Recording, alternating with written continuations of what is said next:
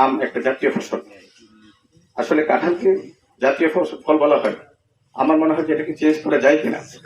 আমি জানি না যে কারণ এটা আমকে জাতীয় ফল করা যায়, কারণ আম কিন্তু সবাই পছন্দ করে।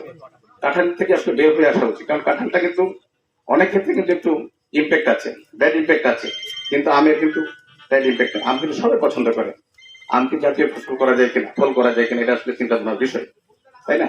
তো সেই আমকে আপনার যদি একটা, আপনার যারা চাষি আছেন তাদের জন্য আসলে একটা ঋণের ব্যবস্থা, কৃষি ঋণের ব্যবস্থা আছে কিনা আমি জানি না। যদি না থাকে, এটা অবশ্যই আমরা প্রস্তাব করব যেন কৃষকদেরকে আপনার সেই ঋণ দেওয়া হয়।